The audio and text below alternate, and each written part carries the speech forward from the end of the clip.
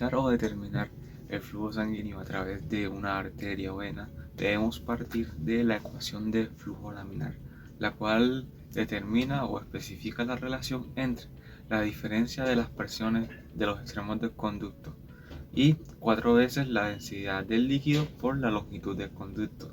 Todo esto multiplicado por la diferencia de los radios, primeramente el radio del conducto y el radio entre la distancia al eje central.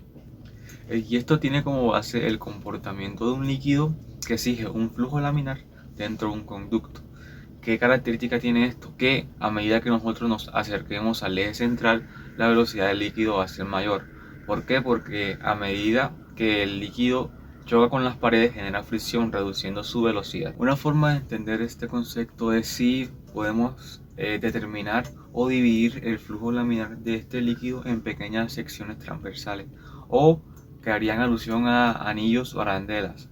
Estas con cada vez menos radio a medida que nos acercamos al eje central.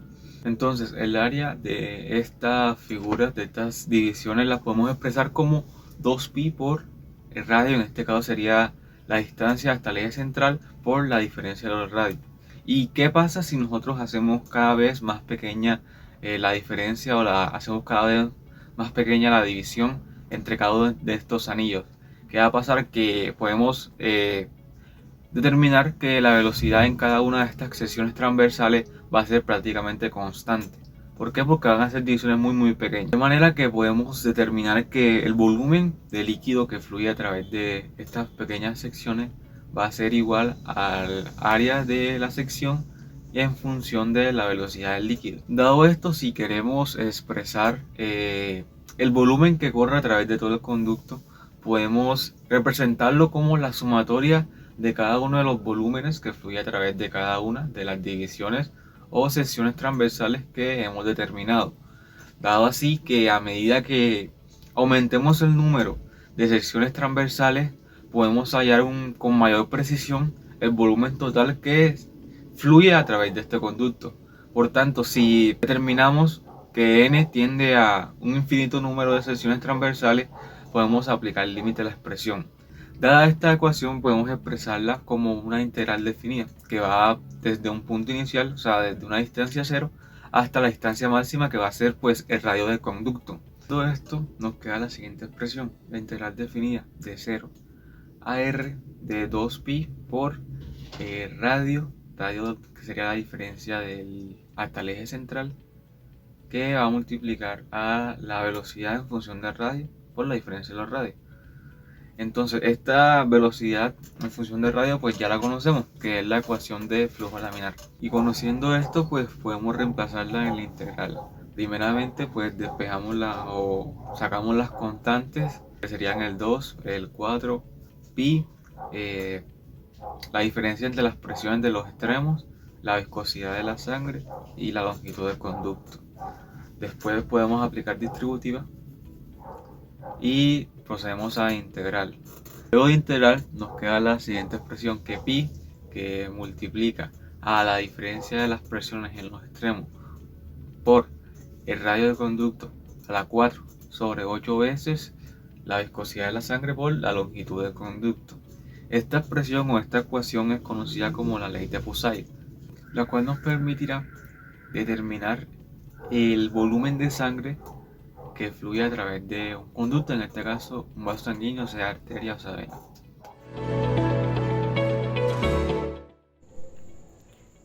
Punto número 16.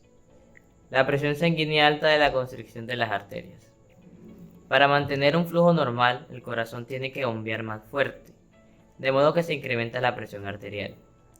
Use la ley de Poiseuille para mostrar que si R sub 0 y P sub 0 son valores normales del radio y presión en una arteria, y los valores restringidos son R y P, por lo tanto, para que el flujo permanezca constante, P y R se relacionan mediante la ecuación P sobre P sub 0 es igual a la cuarta potencia de R sub 0 sobre R. Deduzca que si el radio de una arteria se reduce a 3/4 de su valor anterior, la presión es más que el triple. Usando la ecuación obtenida mediante la ley de Poiseuille, partimos del hecho de que el radio inicial es R sub 0 y luego este se reduce a 3/4 partes de su valor. Por lo tanto, en la ecuación reemplazamos el radio por 3/4 partes del radio inicial. Luego, únicamente nos restaría simplificar, de manera que el exponente se distribuye en ambos términos. Luego, mediante el método de la oreja, nos quedaría de esta manera y la R sub 0 se cancelaría. Entonces nos daría que la presión es igual a 4 a la 4 sobre 3 a la 4 de P sub 0. Ahora bien, acá multiplicamos y dividimos por 3. ¿Para qué?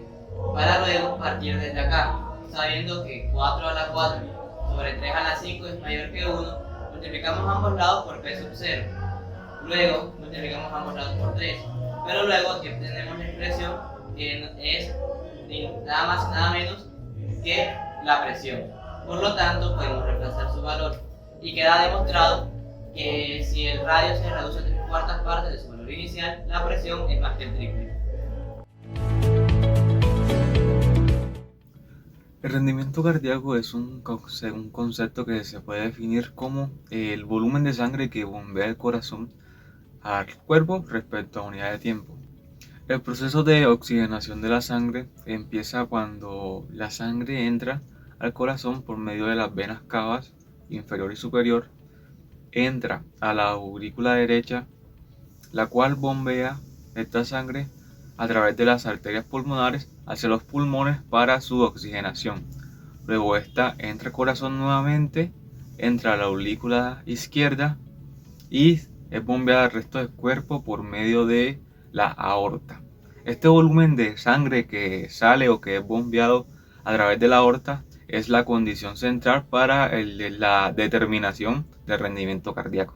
Para llevar a cabo la medición o estimación del rendimiento cardíaco de una persona existen varios métodos. En este caso nos centraremos en uno, el cual tiene aplicabilidad la integración, que es el método de disolución de colorante. Este consiste en la introducción e inyección de colorantes a través de las ramificaciones de las venas cavas, de manera que este fluye a través del corazón y se distribuye alrededor del cuerpo por la aorta. Aquí en la aorta se introduce un dispositivo de medición, una sonda, el cual mide la concentración del colorante respecto al tiempo, hasta que no quede rastro de él.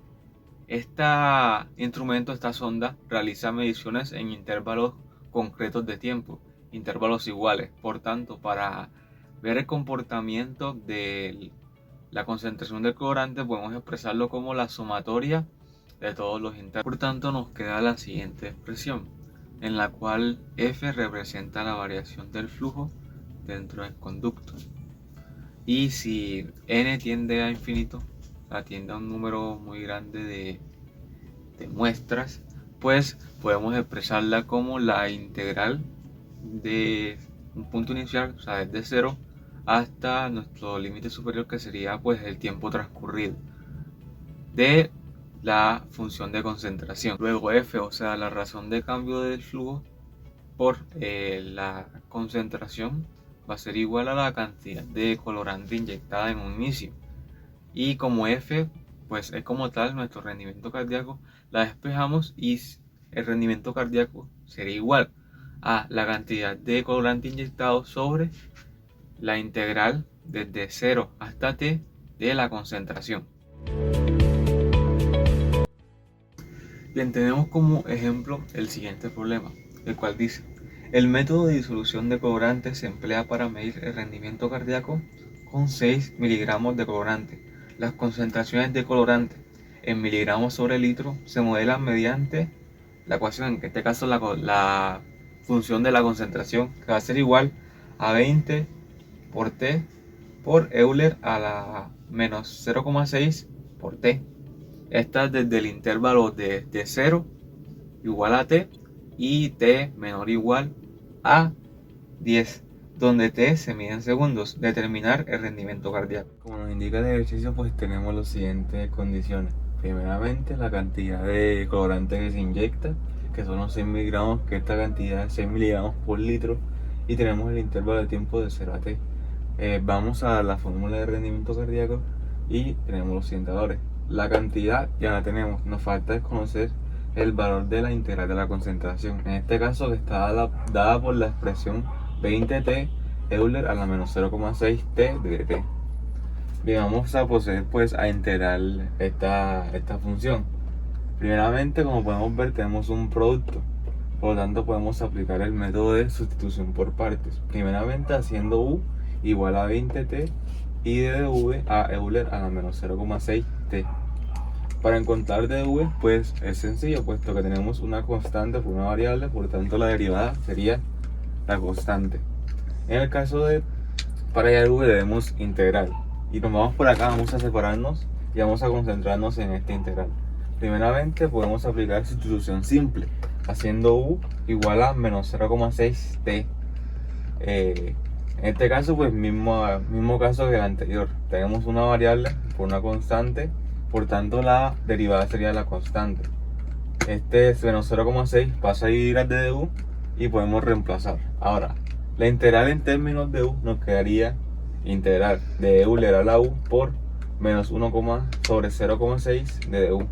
Este valor es constante, por tanto sale la integral y ya podemos integrar como tal. La derivada de Euler a la u pues es Euler a la u y volvemos a términos de t sabiendo que u es igual a menos 0,6, por tanto v será igual a menos 1 sobre 0,6 Euler a la menos 0,6t.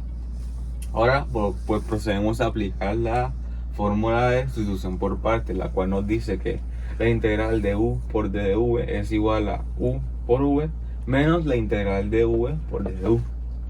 Reemplazamos los valores y nos queda la siguiente expresión: menos 20t por Euler a la menos 0,6t sobre 0,6 menos la integral de v, que en este caso es menos Euler a la menos 0,6t sobre 0,6 por du, que es 20 de t. Acá tenemos dos valores que son constantes, que son el menos 0,6 y el 20t. Estos salen de la integral y nos queda la integral solamente de Euler a la menos 0,6t de t, integral que ya resolvimos y que ya sabemos su valor. Por lo tanto, podemos reemplazar acá abajo, aplicamos distributiva y nos queda la siguiente expresión: menos 20t Euler a la menos 0,6t sobre 0,6 menos 20 Euler a la menos 0,6t sobre 0,6 al cuadrado. Y esta expresión resultante es la que vamos a evaluar pues en los intervalos que nos da la integral. Sería desde t igual a 0 hasta t igual a 10. Procedemos a evaluar primeramente límite superior, o sea, donde está t reemplazamos por 10, menos el límite inferior, donde está t reemplazamos por 0. Esta expresión de aquí, como el 0 multiplica y todo es un producto, nos va a dar 0, por lo tanto esta expresión va a ser 0. Y nos queda la siguiente: 200 menos 200 sobre 0,6 por Euler a la menos 6 menos 20 Euler a la menos 6 sobre 0,6 al cuadrado más 20 sobre 0,6 al cuadrado es aproximadamente 54,64. Luego lo que debemos hacer pues, ya encontramos el valor de la concentración. Por lo tanto, pues, volvemos a la fórmula de rendimiento cardíaco y nos queda la siguiente forma: 6, que es la cantidad que nos da el ejercicio, sobre 54,64, y eso es 0,01 litros sobre segundo. Por concesión, pues debemos convertirlo a litros sobre minuto, por lo tanto hacemos el factor de conversión multiplicando por 60 y nos queda que el resultado total es 6,6 litros por minuto. Ese es el valor de rendimiento cardíaco. Punto número 18. Después de una inyección de colorante de 8 miligramos, las lecturas de concentración de colorante en intervalos de 2 segundos son como se muestran en la tabla. Use la regla de Simpson para estimar el rendimiento cardíaco. Bueno, para la resolución de este ejercicio debemos tener varias cosas en cuenta. La primera es que el rendimiento cardíaco mediante el método de colorante viene dado por esta fórmula de aquí, donde A es la concentración de colorante que se inyecta a la aurícula derecha y esta integral es la concentración de colorante en la sangre con respecto al tiempo medida por una sonda. Ahora bien, la regla de Simpson para este método.